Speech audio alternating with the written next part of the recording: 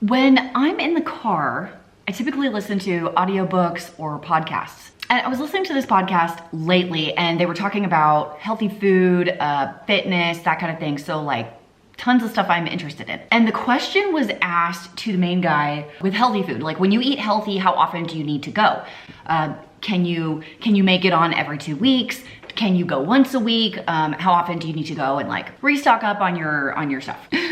The answer made me pause for a minute. And the answer was, I don't see, this was legit the answer that he gave. I don't see how you can eat healthy without going to the store every 2 to 3 days and stocking up on all of your items. He was saying, well, going to the store every 3 days is highly inconvenient, which I'm like, yeah, that's a lot. He goes, but the great thing is today you don't even go to the store. You just have everything delivered. Use your Instacart or delivery services, and I just have my standing order in that comes in every 3 days and I don't have to go anywhere, and I have all my healthy food and all of these things. And I heard him say that and it made me like cringe just a little bit. I was just kind of like, ooh, I don't think I've ever said this before, but that statement felt wildly privileged to me. So I felt like this particular person was a little out of touch about what food looks like to most people, whether that's the inconvenience of going every 3 days, whether that's the idea that you even have a store to go to. He made it sound like the food delivery was available for all. It made me start thinking about the topic of the video today, which is eating healthy a very privileged thing? Do you have to have a lot of money to eat healthy? A study from the journal Health Affairs does indeed prove that eating healthy is a privilege of the rich. I'm talking specifically about USA in this video because it's where I live and it's what I'm familiar with. Although I do know I have some audience members who live outside of the United States. So the US changes their dietary guidelines all the time. So in 2010, they updated the guidelines for nutrition, and they said that Americans need more potassium, dietary fiber, vitamin D, and calcium in their diets. And what they calculated out is that adds an additional $400 a year onto your grocery bill just for the potassium alone, not including all of the other things that they recommend. And of course, they update these all the time and add things all the time. What they also found was that consumers who spend the least amount of money on food have the highest intake of saturated fats and added sugar. I found another article that said that 54 million Americans do not have access to healthy food. I will throw out a quick disclaimer on the word healthy because there's no like standard definition of the word healthy. Let's Google it. According to the dictionary, healthy is a part of the body or cells that are not diseased. Not diseased cells equals healthy. It's an adjective that can also mean in good health or indicative of promoting good health. So basically there's no generally accepted definition for healthy as it pertains to food. It's a loose descriptive word, but I think we could all agree that healthy foods are probably more whole foods and less processed foods. And when I say processed, I don't mean like in the way that frozen vegetables are processed, because they are. I mean in the ways that a laboratory creates chemicals that create boxed cereals, like Captain Crunch, which is delicious, by the way. But I don't think we're all under the illusion that Captain Crunch is in any way healthy. Now, here were my impressions when I heard him say the things that he did in the podcast. My first impression was that he would go to the store every like 3 days to stock up on everything. And I was like, I don't know very many people who have the time to do this.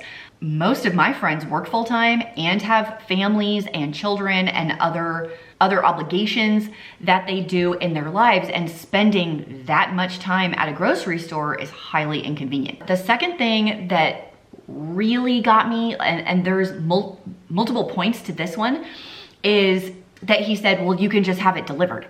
And I was like, wow, dude, have you ever used Instacart? Oh my, expensive. And I understand that you have to pay for the employees to pull all the food. You have to pay for the delivery, the gas, the tip. And not only that, but the grocery stores will mark up the cost of the goods in order to also offset the cost of the delivery system. So yeah, I think it is really helpful and convenient for those who can't afford it. But if you are on a tight budget, food delivery is mega expensive. I even tried it out. I only have one store in my area, Albertsons, who does Instacart. I put together a regular order and I believe it was more than double the cost of what it would have been in the store. So like your $50 order just turned into $100. That's significant. Like a 200% increase when you're trying to watch your bills. That is very, very significant. And that also assumes that people have stores that deliver in their area anyway, which leads me to my next topic, which is food deserts, not to be confused with desserts. I think brownies are better than cake. I also believe that pie is better than cake. Let me know down below if you agree with me or not. A food desert is essentially a geographical area with limited access to fresh fruits and vegetables, AKA grocery stores, farmers markets, healthy food options. Anyway, the access to that is limited or non-existent. I myself have lived in 2 food deserts personally. I don't right now. And one of the places Dave and I lived as a young married couple, we had to drive on the highway for 20 minutes to get to the nearest grocery store. There was literally 0 places in my town to get groceries unless it was the gas station. Did we have a gas station? I think we had a gas station. So you could get gas station food, but not a grocery store, which assumes that you have a car and you have the time and money to make the drive and all of these things. That was one location. The second was when we lived in North Carolina. That town also did not have a grocery store, and it was a 35-minute drive to the closest Walmart, where it was the closest place that I could get groceries. So both of those would be considered a food desert. So a food desert would be the opposite of a food oasis, where there are a ton of grocery store options for your healthier foods. I would say right now, I probably live in a food oasis, as I mean, you still kind of need a car to get there, but I have 3 grocery stores within a 5-mile radius where I can get fruits and vegetables and all kinds of things. And I do have farmers markets in the summer, which is in Idaho is a very small window of time. They're closing up right now and they'll be closed until like next May. So the whole idea for this video stemmed from this comment on this podcast where he was like, just have your food delivered. And then, you know, it's so easy to eat healthy. And I was like, no, it isn't easy to eat healthy because there's not a lot of people that have access to that kind of service, have the money to pay for that kind of service. And I feel like it's a really limited viewpoint. So now let's talk about the ways we can eat healthier while also saving some dull hairs on our grocery bill. My first tip for you today does come from our sponsor for the day, which is Thrive Market. Now, for those of you that eat a very specific diet based on dietary needs, allergies, intolerances, and things like that, or you're vegetarian or vegan for ethical reasons, Thrive Market is an awesome place to get high quality, healthy food options at prices better than most grocery stores, and they are delivered right to your door. So it is membership based. I always recommend the annual membership. It comes down to $5 a month. And if you try it and you decide you don't like it for any reason, they will refund all of your money within the first 30 days. So it is risk-free. Another thing I love about Thrive Market is that for every paid membership, they gift a free membership to a family in need. They believe that healthy food is a priority and not a privilege. So through the Thrive Gives program, if you are a student, teacher, veteran, first responder, or family in need, you qualify for a free Thrive Market membership. You just click the Apply Now button right there. They do only ship to the US, and shipping is free if you place a large enough order. All of my orders have come in about 2 days, so it's really, really fast. So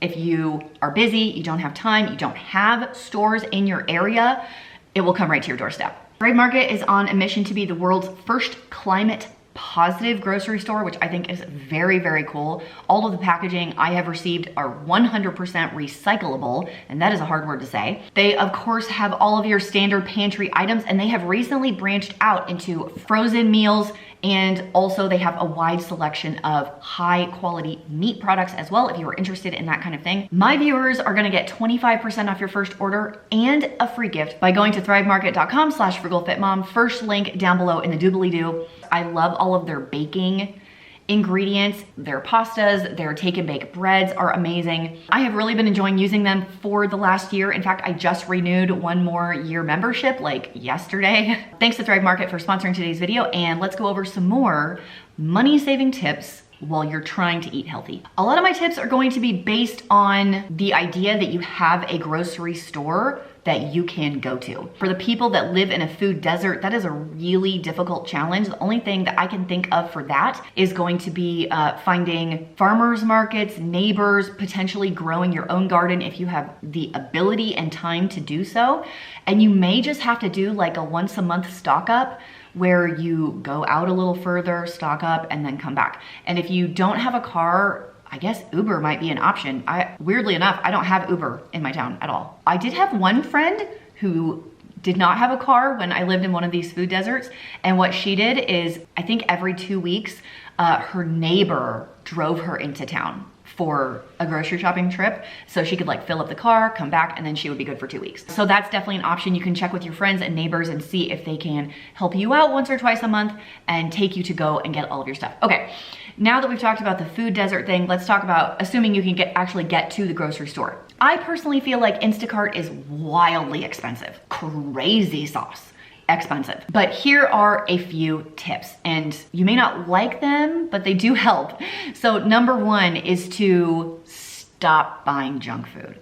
And I know you're screaming like, no, I have to have my Oreos. Or like my mom would be like, no, I will not give up my Diet Coke ever. You better bury me with a Diet Coke in my hand. You know, that's how my mom feels about it. And I think that is fine. But if you are truly trying to save money and you are trying to eat a little bit healthier, you just have to cut some stuff. And it's gonna be chips and packaged cookies and Gatorade and soda and ice cream. All of those things are very expensive. And yes, they taste really, really good, but they don't fuel your body the way that your body needs to perform in all sorts of functions, whether that's for exercise or school or high performance at your job, thinking clearly, feeling good, sleeping well. I tell you what, I do not sleep well when I eat junk food, and that affects everything else that I do.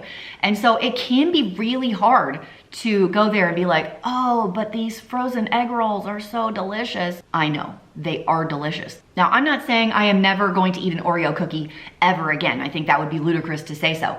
But if you're trying to make positive changes with your money and with your food, that's a place to start. Number two is you can shop in season. This is a very, very common tip. Basically, you're gonna buy your fruits and vegetables the season that they grow. So you're gonna be buying strawberries and asparagus in the springtime, and you're gonna be buying peaches and squash and tomatoes in the fall during the harvest. And then during the winter, we're gonna do apples and citrus, your squashes, like you're gonna do your pumpkin, your butternut squash, your spaghetti squash, things like that. If you try and buy organic strawberries in December, number one, they're not gonna taste that good. And number two, they are probably gonna cost like $6 to $7 a pound. Wow. I think I'll pass. And if you want to get one of those things in the off season, just go with frozen. They're picked at the height of their freshness. They're frozen immediately. And I think that's a great option. Number three is to plan a little bit. And whether that means meal planning, finding the recipes that you're going to cook and writing down the ingredients strictly for those things, sticking to your list and not wavering from it, or shopping your freezer and pantry, seeing what you already have and utilizing that first, and then just kind of filling in the gaps. Both of these tips when it comes to meal planning will save you thousands of dollars over the course of a year. I promise you. So much money, you won't even believe it. Another one is learning how to cook. And this one can be very intimidating, but I have well over 100 videos on my channel, probably over 200, showing you guys how to cook some basic essentials that are family friendly, that taste delicious. So you can go check out any of my cooking videos. I'll leave the whole playlist down below. And because it's fall, I do want to remind you that I have an entire grouping of videos that's all pumpkin. Pumpkin everything. Pumpkin bread, pumpkin muffins, pumpkin pie, cooking whole pumpkins in your Instant Pot, a wide variety of pumpkin recipes. So I will leave all of those down below if you are into that pumpkin spice life. Another part about learning to cook is if you get a really basic cookbook, like your Betty Crocker, I'll even get it. A super basic beginner cookbook like this is really helpful into just like trying one recipe and seeing how it goes. The only reason I can cook now is because I've been doing it for the last 20 years. We don't just like move out and start our own life knowing all of these things. It's a process, and allow yourself the opportunity to learn and mess up and figure it out. I'll give you a recent example. I bought on clearance this like Korean barbecue chicken dish, this frozen dish. And one night I was like, we were running all over and I'm like, oh, I'll just cook up this chicken barbecue. It's Korean barbecue with chicken. How bad could it be? So I mixed it up and Dave is like, it's meh. And I'm like, what are you talking about? It's Korean barbecue. It looks really nice. And he goes, I just miss your homemade food because, and it was kind of sounding like an insult, but I was like, are you telling me that my homemade food tastes better than the more expensive frozen food with smaller servings? And he was like, yes, that is what I'm saying. And that is what I'm saying to you. You make it from scratch and it is going to taste better, feed more people, and have way less preservatives in it. I could not complete this list without going over clearance shopping the sales. It's a no-brainer. It's a win-win. If you are not opening up your sales flyers and finding the cheapest things on the sale flyer and picking those up, you are doing yourself and your pocketbook a disservice. And I have what feels like a billion videos showing you guys how much fun it is to clearance shop, find those stickers, find things on sale, and you can get a ton of food for a really great price that is generally healthy. There's a couple other things you can stockpile when things are cheap. You can use cashback apps to pad your funding a little bit. I even saw on Thrive Market, like you can link your Ibotta account to Thrive Market and they get a percentage back for your annual membership, which I thought was cool. And if you sign up for text messaging on Thrive Market, they'll give you $10 in your account, just like give it to you. There is like deals to be had all the time. You just gotta keep your eyes open and you can find them. So tell me what you think about the topic in general. Do you feel like it's quite privileged to say some of the things that this guy said in the podcast? I will leave any articles I referenced down below for you if you would like to check those out later. Don't forget to try out Thrive Market, thrivemarket.com/frugalfitmom if you wanna go check it out and get some healthy groceries for a great price delivered right to your door. First link down below. Thanks to them. Thanks for hanging out with me today, and I'll see you in the next one.